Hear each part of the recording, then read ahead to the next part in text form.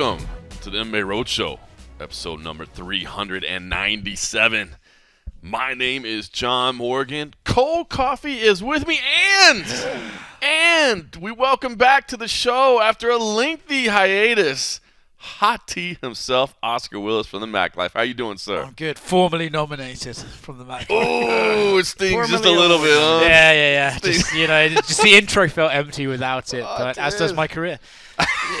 The World MMA Awards gave you the... Yeah, it's a shame. That just means you get to have more cocktails this time. Yes. Yeah. They enjoyed the fact I had so many last time, I think. That's what I recall. You're not nominated. They're like, sir, by the way, since you're not nominated, you do not get the open bar. So if you want to attend, you're going to have to pay for those drinks. Yes, I think that was Anyway. Hilarious. All right, well, listen, we got a lot to talk about. But first, I do have to mention, I know you don't want to spend a whole show talking about you, but we got to bring it up right off the top. Look, man, we're like 2.5 weeks away from your amateur MMA debut, right? Yeah, 17 days, I think it is. Not that anybody's counting. Yeah, I fucking counted the minutes, too.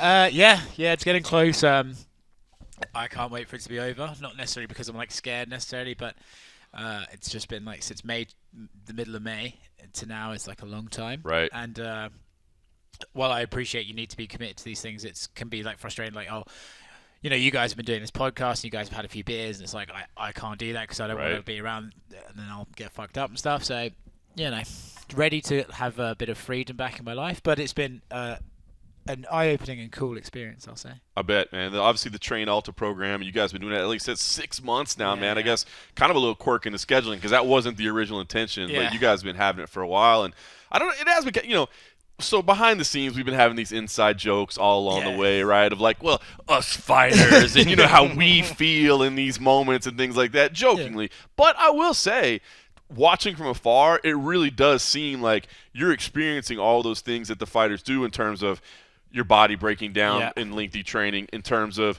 just the mental grind that it is on you. Rescheduling randomly. Yeah, it's.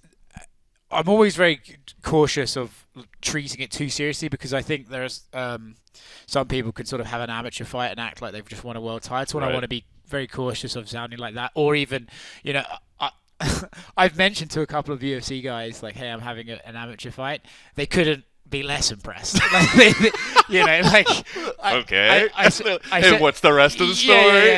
I said to Volkanovski, he's like, how's things with you? I was like, yeah, I've got my first fight in a couple of weeks. He was like, cool, I just got here on Monday. Just completely no soul. Yeah, just completely. So I, with that in mind, I don't want to treat an amateur fight like it's a big deal. But this particular experience, I have been injured a few times.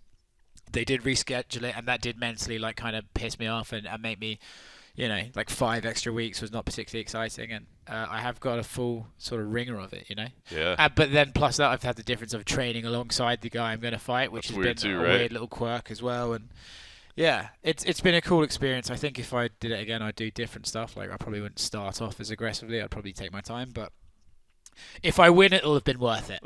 I'm looking forward to it. So it won't be worth it if you don't win? I will swear to my dying day that it was, but inside, no. It's such a waste of my time. Well, so anybody that wants to know, November 19th at the Circa in Las Vegas, it'll be held as part of a Tough Enough charity event. And that's why I'm doing it, John. For the kids. For the kids, man. And so if anybody's in town and wants to go, definitely come check it out, the Circa. I'm excited because the venue, we held an event there before, but it was still under construction. Obviously, the Circa is real new, so I'm kind of excited to see the ballroom. But proud to announce, too, that it is official. I will be on the call. I will not be on the card. I will be on the call. I'm not making that announcement today. But I'm excited about that and a little bit a little bit nervous as well. Well, it's great because your voice carries so much. So if you say something like Oscar could throw the left hook, I could be like, oh, cool. It'll be like an extra corner, man. Yeah, I had the experience before a little bit as well because Richard Hunter did the same thing. He went through the program when it was still known as Winter Warrior, and he had the fight. And it's tough, man. It's a weird thing about this sport, man, because you watch people week in and week out just get the hell beat out of them or whatever. But when it's somebody that you have a real connection to, the nerve level just goes completely through the roof. One of my biggest concerns about the fight is getting nervous, being really scared, having an adrenaline dump like that. But then they say you get no more nervous about people you care about fighting, right? And as we know, you form bonds with people. Yeah. Even watching Anderson, Like I was, nearly having a heart attack the whole time just because I love the guy, and so I feel like I say to you all the time, I get nervous asking questions at press conferences. So as I dig deep into it, I'm like, well, I experience nerves more often than this fuck experienced nerves, so I should be able to manage it better. He's 20. What's he got to be nervous about? So yeah, facing a young buck, right? Yes, he is. He is a young buck. He is. There's those nerves you were talking about. Someone was like, what if Conor was going to watch? I was like, if Conor's going to watch, I'd offer him $1,000 to take a dive so I could definitely win. But we're trying to find out if it's going to be televised, so we'll let everybody know, because in what Tough Enough normally does, since they've gotten on UFC Fight Pass, it used to be all amateur and we would do streaming deals and stuff like that, but now it's pro-am and the pro fights are on UFC Fight Pass, but UFC Fight Pass doesn't broadcast amateur fights, so the amateur television deal was always on beIN Sports. But this one being a charity event, it's a little bit different than normal. So if we find out it's on television, we'll be sure and share it. And if not, I'll have like someone filming it, almost certainly. And like a live stream or something like that. I think I'm going to get Jose to come and film like the night of for me. Oh yeah, maybe like a little documentary or something. Like, again, not treating it too seriously, but like at least the fight day and stuff. It's a cool memory, right? Yeah, and hopefully. Yeah.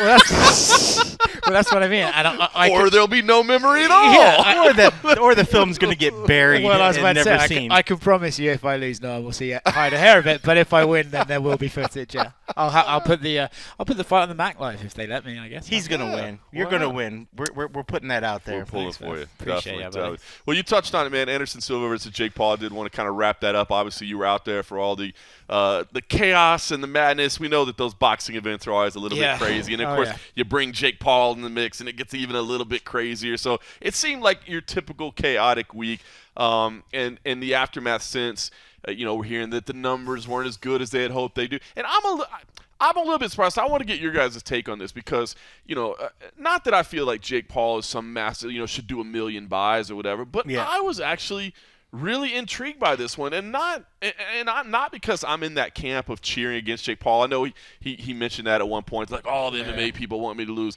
It's not that. Like, I was just interested because I wanted to see where Anderson Silva was at 47, and to be honest, I picked him going in. I thought Anderson Silva was going to be able to edge out a decision. I didn't think he'd be able to KO Jake Paul, but I thought he'd be able to outbox him over the course of 8 rounds.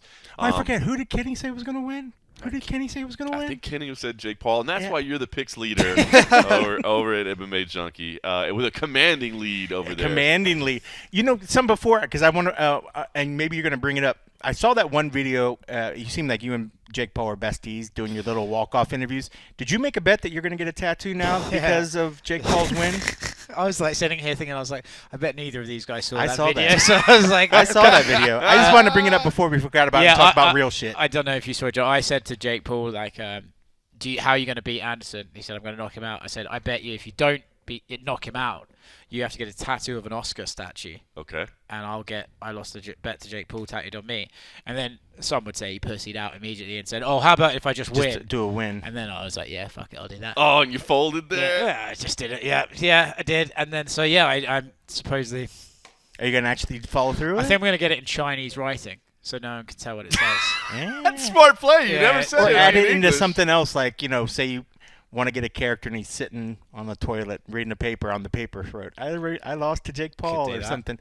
Put it into something else, find some way to do it or something. Not a bad idea. You don't have to be the guy on the toilet. I was just figuring. Alternately, I was like, he has to be there so I can at least film it and get some sort of content out of it. But that would be something. Be a good idea for you. Yeah. Get some views. But just like at the time, I was like, this will be funny. And then I sort of thought, I can't imagine some of my employers loving the idea of me getting Jake or my father for that matter. Plus, remember Jake didn't, after he had Tyron, the whole bet about doing the tattoo, and then afterwards he's like, I can't believe you got another man's name tattooed on you. I was like, would he do some shit like that? I will say, when he won the fight and it was a post-fight press conference, I hit record and fucking ran to the back of the room just in case he saw me. I was literally like... That's awesome. Yeah, I was like, just because he strikes me as the kind of guy who would sort of remember memeable moments, I guess. So I didn't want him to see me and be like... He's going to remember it. Yeah, I'm sure. Did you watch the post-fight presser? I did not watch the post-fight presser. I did not either. Because I'd already gotten through the whole... For me, for my day was the whole UFC Fight Night post-fight, and then came home. And so and I'll be honest with you, I was a little bit deflated when the fight was over, man. This was a weird. This is honestly the first Jake Paul fight that I've really felt a connection to. Like with Askren, it was like, okay, we all see what you're doing here. Okay, I didn't expect to see Askren get knocked out like instantly, but I didn't feel really good about his chances. Yeah. I would say with Woodley, I was a little more connected because now you're talking about former champ, but we all knew that Woodley had kind of slowed down on throwing volume and that sort of things. And I was like, well, how's that going to work in a boxing match? But this one, I was like, Anderson, dude. I mean, one of the greatest of all time. We were talking about today. Like, I know there's probably MMA fans that joined the sport well after Anderson had his prime, but that prime Anderson was like otherworldly stuff, man.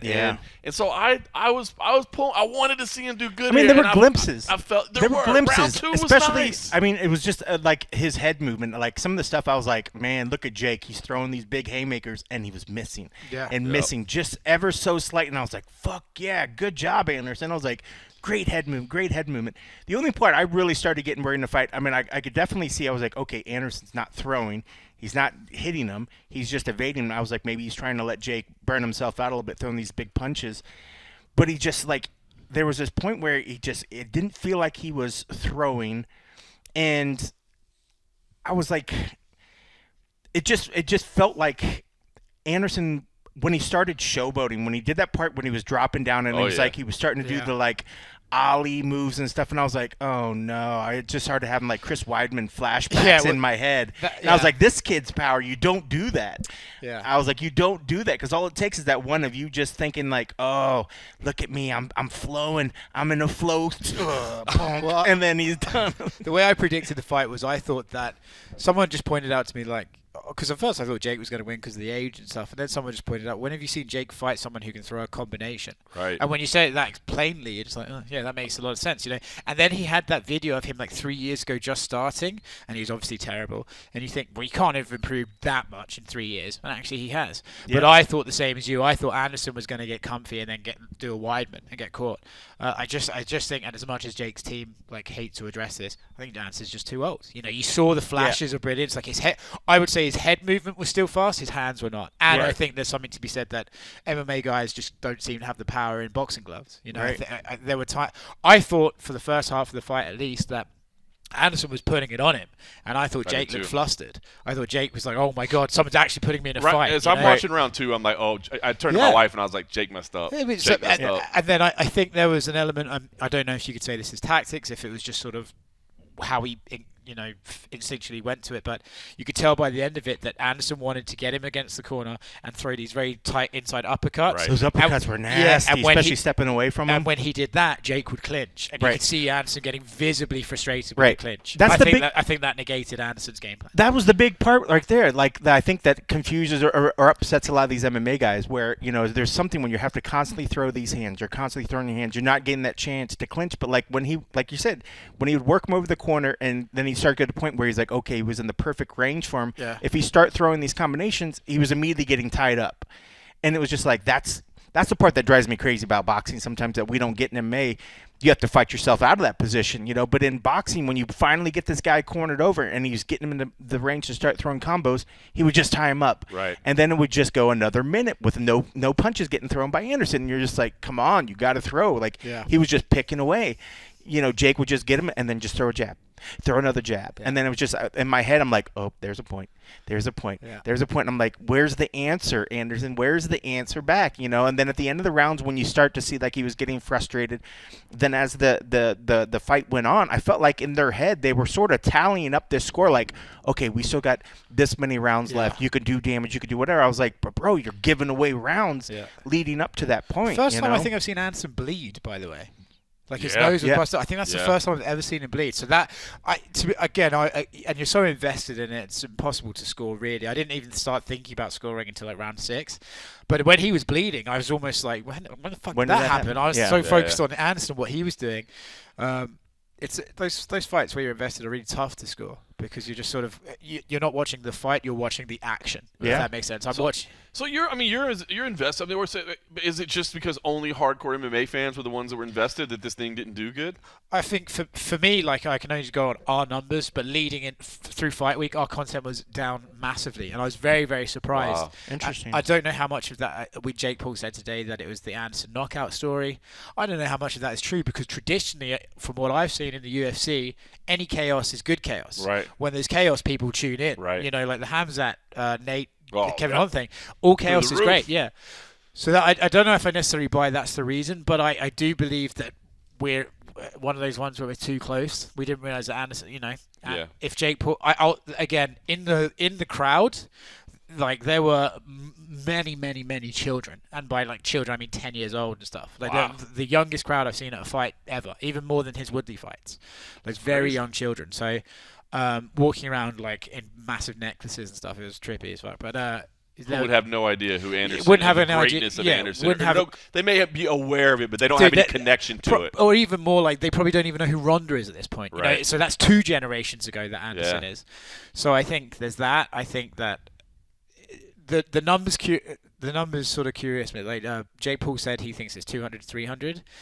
That confuses me, because that basically is suggesting that 200 and 300,000 people chose to buy it, but chose not to watch the free-to-watch content beforehand, and that usually you'd have more people watch Absolutely. free than pay. Yeah. And I would also say that pay-per-view wise, his audience would strike me as likely streamers rather than purchasers. So I don't know what the numbers did. I just know that from my side, it didn't look like it trended that well, and I didn't see much post-fight reaction on Twitter or much at all. No, you know? not really. So next Jake Paul fight, Because they didn't want to admit they streamed it illegally. Nobody wanted to say they watched it. 'Cause everybody was like, I can't believe you bought it. And then you had everybody's like, well, I didn't pay for it. Well, I mean, Yeah. So the next time Jake Paul fights, is it an automatic yes for you to cover it, or is it now you got to see who's? I'll probably have to see what's happening. Certainly see the opponent. Certainly. he's got to get that tattoo sorted first, or he's not going to be able to get credentialed. I mean, like if he boxes Tommy Fury in the UK, I probably won't fly to the UK yeah, for that. You know. Yeah.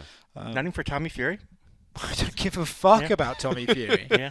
No one does. Not Yeah. even the UK. No, I'm joking. But yeah, certainly. Interesting. Nate Diaz though, that's a Nate yes. Diaz, yes, That's because because Nate's Diaz. Because it's Nate Diaz. and Nate's Yeah. I guarantee like their fight week won't be dancing together. You know? Right. Like Nate, dude, Nate slapped his meditation coach. Like of all, Was that the guy that was in the video? I was wondering who the guy was. That's his Jake's meditation. But it coach. seemed like the that- most chill dude on his team, and Nate slapped. Like so, they got into a big argument. Ah, that's great. They got into a big argument with Jake's security. A lot of N-words thrown around, by the way, from everybody. But Nate? no, from the security. No, and they were saying Nate? Yeah. Okay. No, but they were that, and then the meditation guy walked up to Nate and was like, calm down, namaste. He was like, calm down. Nate just slapped him and went, fuck you, bitch. It's the funniest shit. Well, that's what confused me, because when I looked at the video, I was like, who's this one guy that chose to go? And it's extra funny that it's the meditation guy. Like, he thought he was trying to do some healing. He's like, I want to put some Reiki on. Because I walked past the ring the night before, and he was in there with Jake, and they were both like, you know, eyes closed and the like legs crossed sort of thing. So I was like, I recognize the guy, and then he fucking got Nate. God, that just makes me think, what did Connor say to, or no, who was it that said Playing touch button part. touch button? Also Nate. Also Nate. He just doesn't have time for him. He just- that was a movement coach. That was a movement coach? Yeah. Yeah, no, but yeah. So I enjoy. So when you do stuff like that, I will say this: one thing that doesn't, like, this is all hypothetical. One thing that will interest me, you know, when Dana pulled the presser with Hamzat, Kevin, and Nate, like he cancelled that. I don't know if Showtime would know enough about Nate and his team to think to do that. But from what I've seen of Jake Paul's team, they're gobby and loud. Right. And from what I've seen, we know of Nate's team, they're all about it. Yep. I don't know if Showtime would have the knowledge to be like, we should cancel a press conference if it was looking that bad. Boy, that's a hope good. not. You know what? That is a fair point though. Because when I saw the video of Nate's team backstage throwing stuff like that, I was like, dude, they would happily do that on a stage. Dude, that's honestly a really fair point, because we know from experience in covering boxing events, they're way more chaotic and less organized than the UFC are, as far as like everything being regimented and security in like place. fighters actually getting hands on other fighters, like it happens all the time in boxing. When Jake Paul first fought Woodley and someone insulted Woodley's mother. Oh yeah. There was like a big kerfuffle, Yeah. and it was basically like a fluke that Tyron didn't come with lots of people. Yeah. Or he came with people that were ready to get loud but not necessarily physical. All of Nate's guys will get physical in a second. Oh, yeah. So and he never goes anywhere without 30 of them. Yeah, there are a lot of guys there. You watch your share of boxing. So, with Jake Paul, do you, because I do not feel that he is in any, when he says, he wants to fight Canelo, I'm like, I think that got the that's reaction a joke. it deserved. Right, yeah, exactly. He was like, Nate and Canelo. So Nate, yeah. But do you, as you said, he's clearly improved. He is investing time. He is investing effort. Yeah. And this is the other thing that I try to remind people as well, I guess, is like, nobody at his point in his career is facing anybody. You know what I mean? A boxer, you might be 15-0, 20-0 before you actually fight somebody. But do you think Jake Paul can actually be somebody?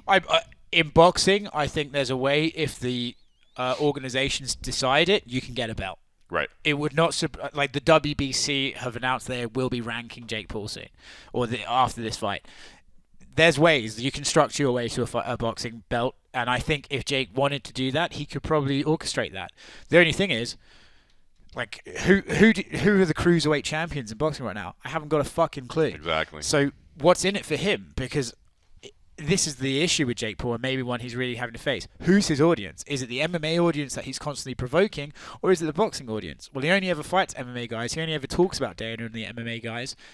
So it's if he goes and fights, Kovalev or someone like that in boxing, the boxing media has to look at him as an imposter. I think the boxing media still do that. You don't get any of like the broadsheets, right, at his fights and stuff.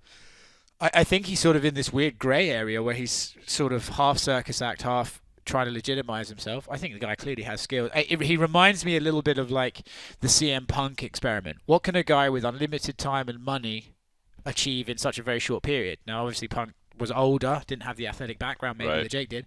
Jake clearly has, improved a lot. I just don't know what's his end goal here. To me, the whole experiment's clearly been like, let's get a fight with Conor McGregor at some point. I don't know if that'll happen necessarily, but now he's talking about becoming a real boxer. I don't know if Jake knows what's his end goal. You think they'll follow through on this fighter union thing? Just don't know how you pull it off. But it's sort of like, to what end? Just because Jake, and I'm not. By the way, I'm not like suggesting it's a bad idea or they shouldn't do it. Like, I'm all for it. No, it's all for it. But let's say we get a press conference tomorrow with Jake Anderson and GSP announcing the formation of a United Fighters Association. So that creates headlines. Dana gets asked about it. Dana gets annoyed. But then, so what? Jake calls up Dana and was like, "Well, we've got this association now. You got to pay them more." Dana would just say, "Fuck off." I don't know. I've seen so many iterations of it. Like, I liked it. I mean, they come up, it's just then they just falter because they have no power and nobody recognizes them. That's what I wonder is how committed is he to this cause? Is he just using it as a touch button? No, I think he is. Yeah, you think it's not just a promotional tactic? Well, even if it is a promotional tactic or a touch button, going through with it is even better in that case, right? It's keep saying touch button or touch button. Touch button in the bar. You sound like you guys say touch button. Yeah, so like his last play. No, it's.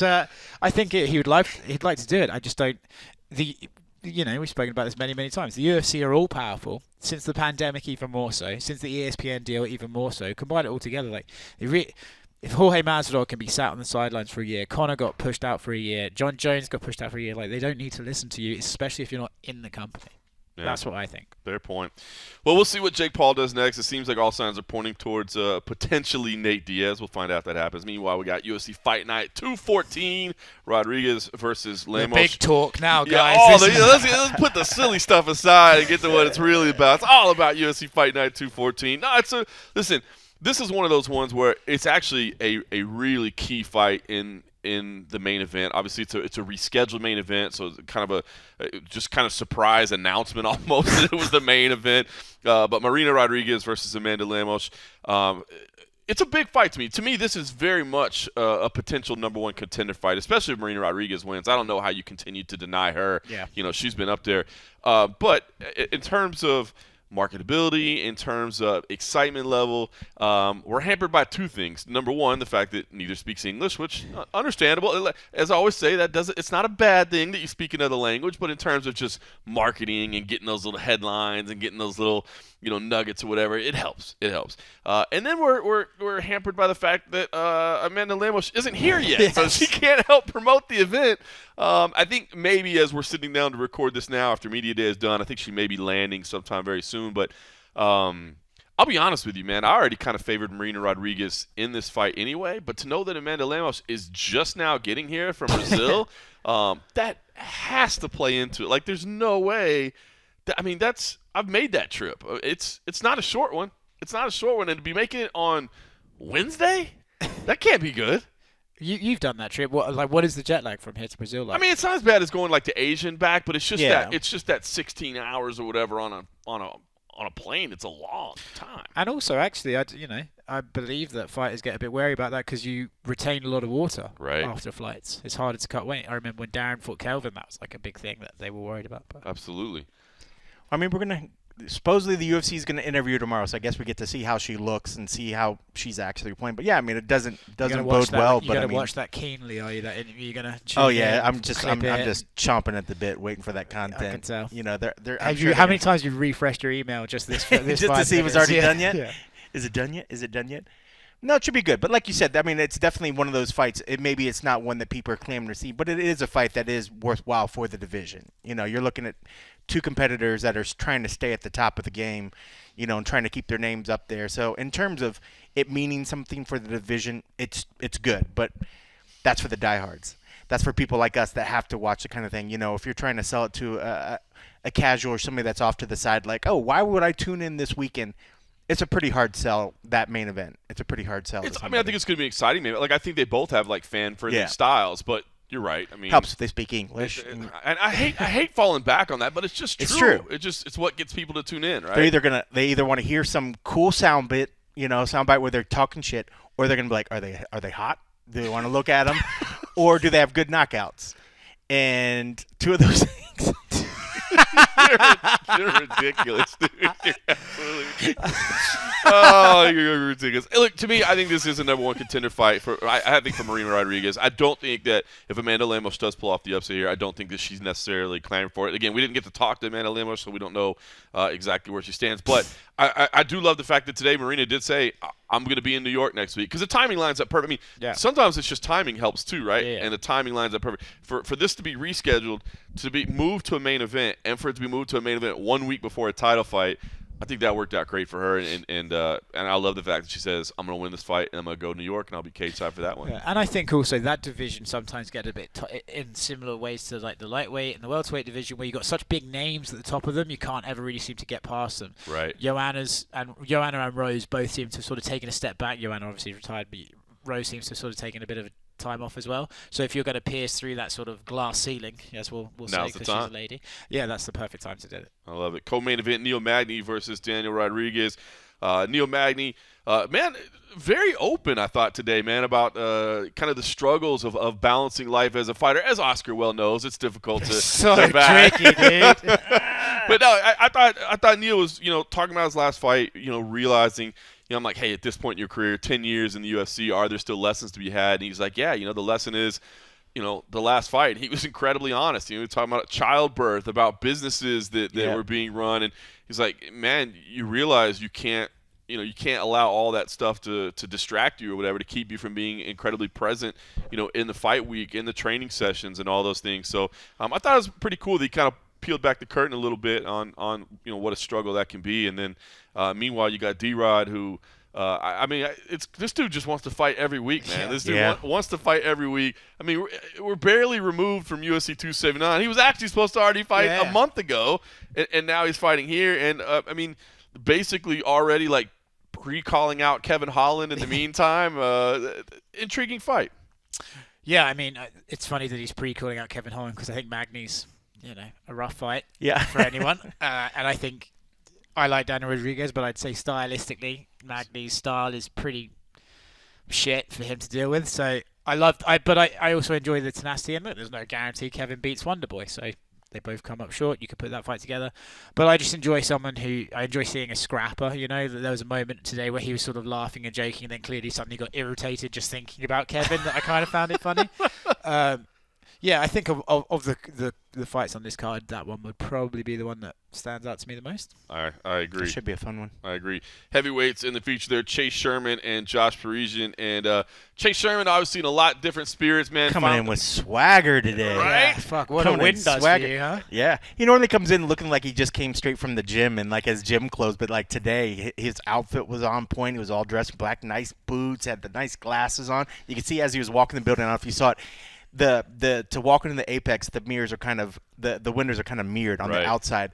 For a good 30 yards walking in, he's just checking his outfit out. He was feeling himself. He was looking good, bro. He came in looking sharp, man. That's a big difference, you know. I mean, especially in this game, we always say fighters need to come in believing in themselves, and they need to have that kind of swagger to go out there and do what they need to do. They have to fully believe in themselves, and they have to be at ease. And Chase looked probably the most at ease that we've seen him in.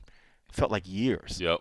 And it was interesting, and I've heard a lot of fighters say this. It is still true about, listen, you can't let your whole life get caught up in the results of these fights, man. Some of it's out of your control, but for him, he had been on that slide, he'd been battling, and to finally get that win, even though he said, look, I can't let it affect everything, you can tell that really changed he was like he about even him. said, I think he felt like he was on borrowed time. Yep. Yeah, I mean, with that many losses, anybody else, most people would already been gone. Yep. So there was something about he's been him. Gone and been back, right? Yeah, He's already been gone. That's true. So, yeah, I mean, I think he probably came in just, never know what to expect, but then to come on the good foot now, and now he seems like he's completely reinvigorated, at least more so than what we've seen him in past. On the flip side of that, an unexpected highlight of the day today, I thought, was Josh Parisian. He was out there entertaining the heck out of me. He's funny today. He was in good spirits. At first, he came in and apologized, I guess, because he was like, I didn't know I was going to be doing interviews, so this is going to be a little rough or whatever. But then he just settled right in. Thought he had, great stuff about the fact that his last fight was the last fight on his deal, and so he just felt free, and that allowed him to fight free. And then he got a win, re-upped as well. But then it was just kind of funny where he talked about the fact that I hate working out. Yeah. And so you decided to be a now that I can relate to. I can relate. That's why you're a heavyweight. He's like, these guys are all cheating. They're out there working out all the time, man. That's pretty funny. Yeah, he was very, very funny. Yeah. I mean, I feel like he's been funny before, but maybe it was just at ease. He was nice. He was extra funny today for some reason. It was fun listening to him. Flyweights, Tagir Ulanbekov versus Nate Maness. Nate moving down to 125, which is he was looking thin. He was looking thin already. He seemed to be in good spirits. I mean, anytime somebody moves down division, right, I automatically put like a question mark around them because you just don't know how they're going to perform. And again, I mean, he was 3-1 at the UFC when he decided to change weight classes, but he said he spoke to the PI and. They do all those body scans and they tell like what frame you can be in. It's a tough matchup anyway. Tagir's a tough matchup, but you just to me you always got to put a question mark on somebody when they're going down to a new weight class. I think as well, and I don't have any data to back this up, but it seems to be when you go from bantamweight to flyweight, like guys seem to it's like that. Yeah, they're really stretched out to get down to 125. It's like a higher percentage of your body at that point, right? Yeah, so that always seems to be rough for guys. We'll see how that one plays out. Yeah. Ooh. After I had actually picked Nate in my initial staff picks, but today I kind of felt like I was wavering. Oh, well, he's as good as I might dead, switch. Yeah. You're the pick guy. I know. I kind of want to switch it. How commanding is your lead right now? 7. 7 picks. Yeah. I just want to get through the end of the year. Hey, and look. I mean, the last show that you guys will probably pick is December 17th because you probably won't pick like. Well, maybe that's because that's the last. That's the last. Would you pick Bellator Horizon on New Year's Eve? Probably. Oh, that's a good point. So maybe about that. But yeah, I think the last UFC is December 17th. So I mean, you're really only like 6 weeks away. And if you've got a 7-pick lead, you can mess up every week. Just one, but it'd be nice to get to the very end and just be like, I'm not even going to pick this one, guys. I'm just going to take the 5 losses. That would be cocky. But I think I think turning in a ballot. How about I think that? Abby was one right behind me. He's close, and I think he picked Nate as well. So part of me is like, okay, I could play the game and then try to stick with it. But I don't know. There was just something like, where are you leaning initially on that fight? What, Tagir and Nate? Yeah, Tagir. I know. I don't know. I don't know why I picked him initially. I think it's maybe just because I had more recognition. Even Tagir's like, my teammate just beat him. We're just going to do the same thing. Yeah. Did you not read Tagir's last name before you picked? Well, no, but I hate it when I just lean that way. He has a Russian flag. It's like the same thing where you sometimes you're like, oh, it's Nurmagomedov, and you're like, oh, well, that's a distant cousin. You're like, should I still pick him or whatever? How many times has that not worked? How many times has the I'm sure there's Nurmagomedov some where it hasn't. But I think one of the ones when I looked, and I think where I was the question, because I looked in Tagir's last record, he lost to Tim Elliott. And I was like, highly contested decision. Yeah. All right. You remember? Isn't it Aaron Bronstetter that always puts out like the stat of like Magoffs are like 18-1 in the UFC or something? Yeah, something like that. I mean, he's technically a Beckoff, so I guess he wouldn't qualify under that. But nah. All right, well, I might have to switch that one. We'll see. We'll see. All right, listen. It was an easier pick on this next one. A bit of unexpected fireworks to start our day today, and I kind of want to share this because this, I would say Josh Parisian was maybe one of my favorite scrums today. In fact, Josh Parisian probably was my favorite one, but this one was highly unexpected, and I enjoyed it. Soak in a little bit of Mark O. Madsen. Mark, obviously, I know you had to kind of embrace the grind in that last one. A hard-fought victory for you. I guess what did you take out of that performance? Last fight, it was a win. I love winning. I love growing, and that was a fight that really pushed me to grow. So, great fight. Very nice. And I guess in the time since, family getting adjusted to being here now, right? Everybody's here in Arizona. I guess what is that taking up most of your time, getting the family adjusted, or what's life like for you? Life is good. I mean, we are living the American dream. We're living the ultimate fighting championship dream. I moved over with my family, wife, 2 kids. We are living down in Scottsdale, Phoenix. I'm surrounded with some of the best coaches in the game at Fight Ready. Have guys like Henry Cejudo to help and guide me in this process. So it's great. It's always a challenge moving from one country to another.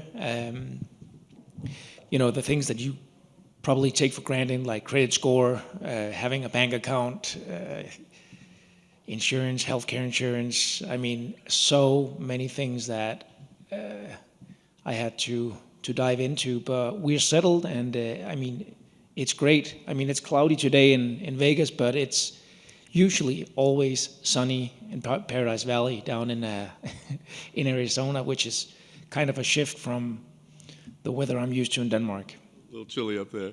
Well, obviously you were supposed to fight Drakkar Klose here. He'd been calling you out pretty steadily. I guess, were you excited for that matchup? Were you excited to maybe get in there and have that fight before it fell apart? I'm still excited to fight Drakkar Klose. I can't wait to get in there and punch my right hand through his face. He called me out early. He's been going at it on social media. Even told me to meet him at Mayo Clinic. I actually went there. He was supposed to have a surgery. I asked at the front desk. Nobody heard about Drakkar. Nobody seen him. He wasn't on any manifest, on any list. So I don't know what's going on with Drakkar. I know he pulled out, but let me send the message out right here. I'm ready to fight Drakkar Klose anytime. And if it's a case of him not being injured as severely as some people say, I'm ready to go tomorrow. You were going to fight this man at a hospital? I was going to fight Drakkar Klose anywhere he wanted to, even at a hospital.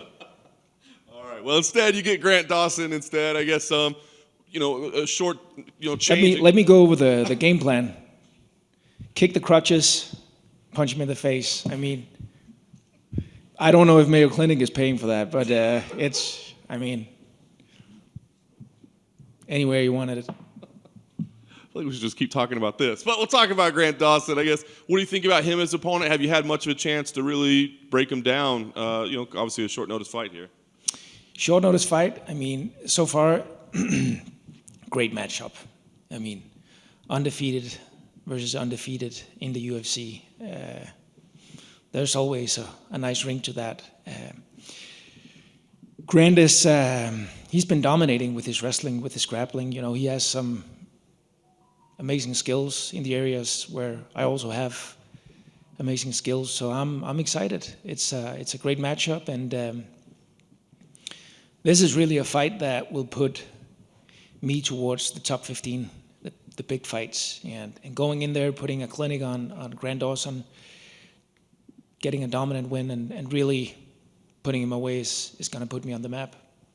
So what if the UFC comes to you and they say, look, we can give you a top 10 guy or we can give you Drakkar Klose? What do you do? Listen, I can beat Drakkar Klose on a Friday and then fight Saturday, so I'll probably get around that. I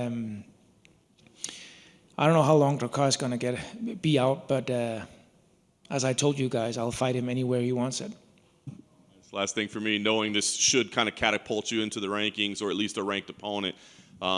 Is a decision enough here? Is just a win enough here? Do you feel like you got to do something to really make a statement, or is it just get the victory and move forward? I'm going to go out there and put a clinic on Grant Dawson. I mean, he was very eager getting this fight, as I've heard. So, and I also did my research. I know he was a part of Mateusz Gamrod's fight camp. I know he's been putting in the work. I know he feels ready, but I mean, I'm going to go out there and I'm going to drag him to a place he hasn't been before. And I am going to finish Grant Dawson this Saturday. Hey, Mark. This is your second fight this year. How does it feel to be active again? This is the first time you fought twice in the UFC in your UFC career. So how does that feel? Feels amazing having two fights in 1 year. On the one hand, on the other hand, I've been ready since May. Honestly, I've been ready since May. I've been calling guys out. I've been telling my manager I'm ready, and I'm ready to go. It feels like your name isn't being talked about a bunch. You being an Olympian, undefeated. Is it just because you feel like you haven't been active, so your name's just not out there enough?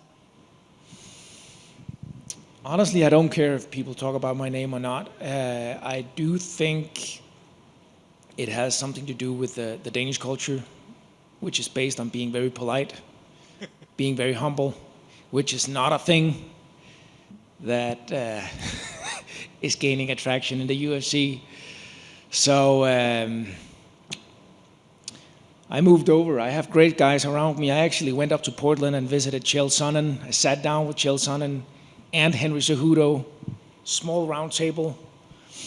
Had a great talk, with two amazing people in this sport, and gained some insights. So let's see. So are we expecting you to be a trash talker from now on, or is the Danish culture just will not let you do that? If I do too much trash talking, I'll probably be hanged on the square when I get back home to Denmark. So no, I think the lesson I took with me from the visit in Portland was actually turn up your own personality. So I do come from a great nation of Vikings. I don't know if we need to bring that into play, the whole Valhalla and what are they called, Loki and stuff, but the Danes can have fun too. Thank you. When you're sitting around a table with Chael Sonnen and Henry Cejudo, just how few words do you get to say throughout that dinner? Very few. I thought so. And I think that's the whole point. Learning, listening, and I have to be honest, sitting there listening to Chael Sonnen with my English, I think it's pretty good, but still the pace and all the things coming out that I was supposed to take notes of, it was just an incredible pace. And I truly believe him when he says I have a different skill set, because Chael Sonnen is amazing when it comes to explaining himself. Undefeated and undisputed. Undefeated, undisputed, and one of the greatest to ever do it. Just one for me. You gave your opponent credit. You said he was a decent wrestler. You said he had good wrestling. But for somebody on the outside, if they were looking at this fight and they say, okay, these are two guys, both of them are good at wrestling, explain the difference of your level of wrestling and your opponent's level of wrestling. I'm going to show the difference on Saturday. I'm going to show the difference in wrestling. I'm also going to show the difference in grappling. Keep in mind, I'm a white belt. Grant Dawson is a brown belt. Imagine coming into a gym, you're wearing your gi, your black belt, and then you have an Olympic wrestler opposed to you. He's a white belt. I mean, you're probably not going to feel like a black belt when you go in there. So I'm going to show the difference on Saturday.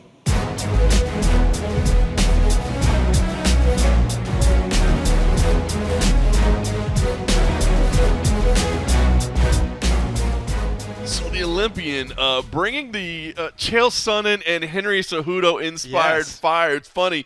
Hot T and I were texting during this. We're like, it has to be like some of that Cejudo influence on Fight Ready. And then like literally as we're texting that's when he reveals like, yeah, sit down with Cejudo, sit down with Chael. Can you imagine? Can you imagine leaving that house just afterwards? You'd be like, oh my god. I feel like beaten up with verbal words. Yeah. But hey, I like it. You know, I mean, and you know, I think Mark is right. You know, he's kind of always been this, you know, polished up, nice guy, you know, and he's struggled to get traction despite being undefeated, despite being an Olympian. And I think, you know, play into this feud a little bit with Jakar Close. Yeah, and I think, look, Mark Madsen's one of those guys where you look at his skill set, criminally underrated in that division, could be a real issue, you know? Yeah. And we've seen these guys before where their skills are so good, but for whatever reason they haven't sort of lit the crowd's attention. This could be that, you know, just that little thing. And also, you know, something that's really good for, sound like a wank here, but building your brand, building your name, is a rivalry. That's is a true. feud. Like, people just love it. That's I true. like it. You know, I don't necessarily know if I'd threaten to go beat someone up at a hospital, but, you know, I enjoy it. It's that Nick Diaz sort of thing. Do you think he really did that? Or was that, or is that a Chael Sonnen-esque story? Is that where it's like, a bus? Yeah. Yeah. Dude, honestly, I don't know if he's got that sort of, I want to say imagination, but Right. like that ability to make up something quite so crazy. I can imagine. Does he strike? I can imagine being a receptionist and this angry bald man being like, "Senator Carl Close, please, I'm a friend of the family. What are you here for? I'm going to kick him off his crutches and beat him to death." No, sir, we don't know where he is. I was going to say, the way they kept talking about, like, oh, they could find no record, where I was like, that's some shady-ass shit if they're actually trying to look into records for you. Like, come on. But whatever. Too funny. Well, I like to see it. He's like, I I'm didn't dated. appreciate that at all. No, that's not nice of them to do. They have HIPAA laws. But I'm a though. Dane. I'm a Dane. Yeah, they allow this back home. All right, so before we play, you said this was an easy pick for you? I went Madsen pretty easily on this Did you? one. Wow. Yeah. I mean, I think Dawson, in terms of like being maybe a better, well-rounded striker and things like that, but I just think Madsen, I think his wrestling, I think is just going to just overpower him. He's an absolute grinder It's as well. just I mean, Boy, look at that. Now, see, that's what Dawson's actually a minus 215 favorite. is he? Well, Get you some of that sweet get you Mark Madsen get you some underdog. of that underdog. For real? Yeah. That's pretty big. Surprises me as well. I mean, Dawson does have an impressive record as well, but I feel like Mark Madsen. Okay. I know. I'm That's a just little surprised. I mean- That was the first, I had not seen the odds at all. I just pulled them up as you were talking because I was like, I figured this was maybe around a pick 'em. Maybe I'm surprised to see it like that. I mean, I think it's probably a difference if somebody's maybe looking to see how they're finishing fights. Maybe they see one guy as the striking, but for them to just say that somebody that's an Olympic level wrestler, just to say, oh, he's just a wrestler and doesn't have other stuff. I mean, that's crazy. That's a big switch. By the way, in scrolling the rest of the lines, the biggest favorite on the card, Miranda Maverick, minus 610. Jailton Almeida was also around a He minus was a big one. 700 before his fight with Maxim Grishin was scrapped, and he was moved, of course, to Brazil. So, all right, listen. You know, there should be some fun fights. You got some names on the prelims. Jake Hadley's in there. Ludwig Shalinian's back against Johnny Munoz. Paulina Viana's on there against Jin Frey. Benito Lopez is back. So, you know, there'll be some fights. There'll be some entertainment. That's You what know you what need I to- mean? Like, there'll be some fights. It's a Saturday. It's our favorite sport. It's what we like to do. it's just- But of course, we're all looking to next week, right? UFC 281. Now, I've got a pretty crazy week next week, if we're being honest. I'm incredibly looking forward to it, but also a little bit nervous about it as well because I'm not actually going to be in New York until fight day. So I'm going to fly to Tampa, Florida on Wednesday. We've got a CFFC event on Thursday night there at the Hard Rock. And then on Friday morning, we're going to fly to North Carolina, Fort Bragg, because we've got Battle at Bragg, the first collegiate wrestling event ever to be on UFC Fight Pass. So I'm excited to do that, a little bit of history, and maybe the start of something new. I mean, obviously, we know how much the influence of wrestling has in mixed martial arts. And I think the folks at Fight Pass are starting to take a look at that and saying, we could kind of help maybe bring some athletes over. And so I'm excited to see that. And then on Saturday morning, I'm going to fly to New York and go straight to the arena. I don't know if I've made a huge, horrible mistake here. And then you're just staying up and then just going straight to the airport afterwards, right? Yeah, I think so. So my flight out is at 5:35 a.m. So I think basically, just go straight to the airport, no sleep, and it's gonna be good. But anyway, that's just me. It's gonna be wrecked by the end of that event. It's funny. I started thinking about it. I'm like, 28-year-old me would have no problem with this. I used to do stuff like that. What's funny, because I've seen you on the road like this. That just means you're going to go extremely hard after the event to stay up to go to the airport, which means by the time you get to honestly, the airport. At the airport, my flight leaves at 5:30. Like, by the time we don't even usually leave Madison Square. You can go straight there. I'll just go straight there. Like, Madison Square Garden. Double-fisted in the car the whole way. It's usually out by 3. We leave around 3, right? So I'll just go straight. I'll be straight to LaGuardia. That I'm sleeping. My flight's not till 3. Man, I don't know, dude. Like, you might have a few like this. It could be a late night. Yeah. Like, if you think about the card, like, yeah, there's a world where both Poirier and Michael come back. Like, I can see a world where that happens. If maybe not, they probably don't do that anymore. Actually, we tell them not to.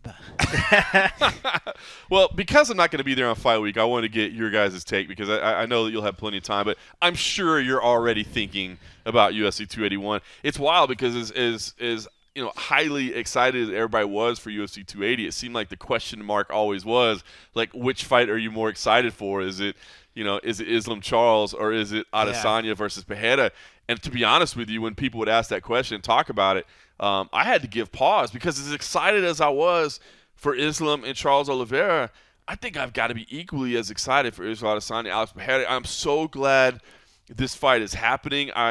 You could make an argument that Alex Pereira doesn't deserve to be in a title fight yet. He hasn't done enough in the division. And if you make that argument, I say, to hell with you. What are you doing? This is the history, the story, the everything. So where do you guys stand? Are you guys? And again, this whole card is good, right? I mean, this is loaded. We got Frankie Edgar's retirement fight, as you said. Poirier Chandler is going to be phenomenal. I mean, there's great fights up and down it. But in terms of a main event, stoked. So the Madison Square Garden thing for me is an interesting one, right? Because they have fights there all the time. Sometimes there are fights that they do at Madison Square Garden that I feel capture the Madison Square Garden magic.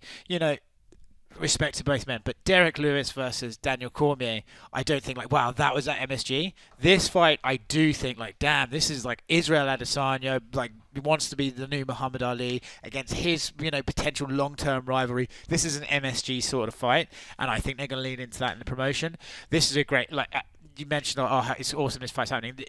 If this was boxing, we'd have to wait 6-8 years for this fight. Right. This is the sort of fight that the UFC and MMA can put together real quick.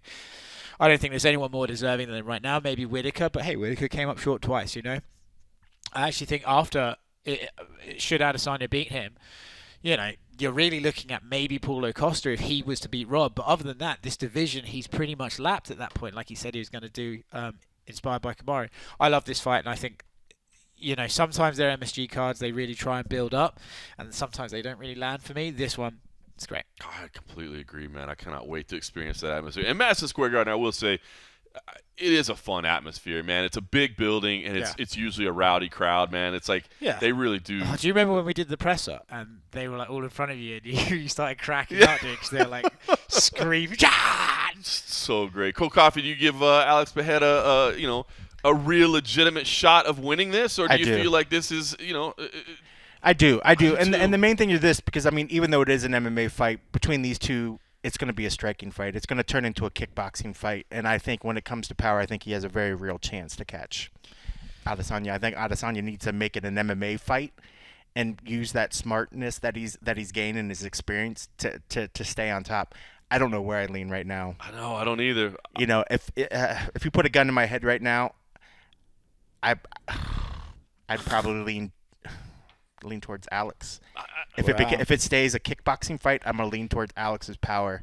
He just has to catch him. But is he smart enough to keep it an MMA fight? And I think that would get him the win. But I don't know. He might want to make a show of it and knock out Alex, and by doing that, he's going to try to keep it in and make it a kickboxing fight. And I think that's the wrong thing to do. That's with the him. thing with Izzy, though. You could, for Israel Adesanya, because he thinks about optics, right? He thinks about how a fight goes, how it tells his story. You could easily sit there and be like, Israel Adesanya is going to want revenge for that knockout, and he's going to stand there and knock him out. I could easily see Israel Adesanya thinking, welcome to MMA, and take him down and try and submit it and try and prove a point like, okay, look, we came to the sport where you can do everything, and that's where I would recommend that. Yeah, I would completely recommend that. But then you go even more into Izzy. Everyone says that's what he should do, so that means he won't do that, Like, he's a real guy who thinks about that sort of stuff, So that's curious to me, how he decides to play it. I think I'm one of the people that buy into the idea that Israel's last few fights being a bit lackluster is not his fault. I believe that opponents get in there and sort of freeze. I agree. Think no one really makes Jared Cannonier do that. Israel Adesanya did because he froze, and I think same for Romero. Okay, admittedly Romero does fight like that a lot now, but I think Izzy gets a bad rap. I'm curious because they've been in there 2 times. That won't happen to Alex because he's already seen it, so he knows what he's to expect. I don't imagine him freezing, but then I also didn't imagine Jared freezing. I didn't either. But I think it's just I'm in the same camp as you. We've talked about it before. It's like, hey, you notice how something always happens? Yes. The opponent always doesn't show up, or that. Yeah. See something, consistency there. I would say, Adesanya, of course, man, he's going to spend all fight week saying that the first fight doesn't matter. Yeah. He's going to make sure that you saw the fight. And, Yes, he will. Yes. He will make sure you saw that. But it does matter, right? You can't say the first fights don't matter. I don't know, man, because I would usually say that it's so often said that you can't get that image out of your head if you're the guy who lost. But Israel seems to be uniquely one of the fighters who just doesn't hold on to losses. I feel like he lost to Yan and was over it by the time he got back to the room. Right. He just seems to be so content with that, It's usually when the opponent throws it back in your face, and I just don't see Alex making a big deal to bring it up and say, oh, yeah, well, I owned you before. Well, maybe if he spoke better English, maybe we'd hear it. We sound awful. They're like, if you don't speak English, we don't listen to you. Yeah. I mean, because even if he says it, the translator is going to make it not be as good as he probably says. We've got anyways. Fabiano these days, bro. Yeah, maybe. I don't know. I just don't think we're going to get the heat. I mean, because he hasn't. I haven't. Really, I can't remember him really saying. What's that? You're going so excited for these midterms, Nevada turning red. Yeah, you're all about it. Anti. I'm just saying, I haven't heard him say to this point. I haven't heard him shit talk about it already up to this point. So why is it going to change? I'll say this: he only seems to shit talk in Brazilian interviews, and when we have him, he doesn't shit talk. But he shit talks a lot. He actually does shit talk a lot, but he seems to, when he speaks to the American media, to actually play the opposite way. It's interesting. Yep. He could have given us a lot better headlines if he would. I wonder if that's a conscious decision or it's just again a product of the translation and the delay, or even maybe look, when you're sitting up there in front of us, it's not a particularly comfortable thing. You're just thinking, what's the most blasé way I can get through this, and without giving myself loads of for such an intense dude, he does seem kind of like just detached in interviews. Well, then you see him train and you fight and you're like, this guy's scary. Yeah. Well, because I just remember when he came in, his first fight was at MSG, right? Yeah. So that's interesting. His big breakout moment is his, but I remember excited to listen to him at Media Day because I'd seen so many times throughout the years where he'd insulted Izzy, how he's going to come in and take us and all that sort of stuff, and then he didn't. I remember his Media Day ahead of that fight being pretty nothing. That was the same Media Day that Colby turned on you. Was it really? Oh yeah. Jeez. Wonder why I don't remember that part of the meeting. Oh, man. Well, I'll be watching everything from afar. I know you two guys will both be in Madison Square Garden. You'll be in New York all week. So let you guys handle the coverage, and I'll join you boys on Saturday, and we'll watch some fights and talk about it afterwards. So, listen, should say if you like what you listen to, especially when Hot T is here, how could you not like what you listen to? It's great to have him back in the building. Taking time away from his fight camp for us. Break it away from fight camp. I mean, take the time to log in, rate us, review us, leave us some feedback, leave us 5 stars if you can. That'd be great. Any kind of comments that you like. And if you want to take your game to the next level, of course, patreon.com/the MMA Roadshow, where for as little as $3 a month, you can help support the show. help support my man Cold Coffee and me. And, of course, you get the exclusive access to the and a half episode. So, UFC Fight Night 214, enjoy your Saturday afternoon. But we know we're all getting set up for UFC 281 next week. So, funny. I mean, it's the truth, right? Let's just be honest. But it's a number one contender fight. But, enjoy your Saturday. Get ready for UFC 281. Thanks for listening.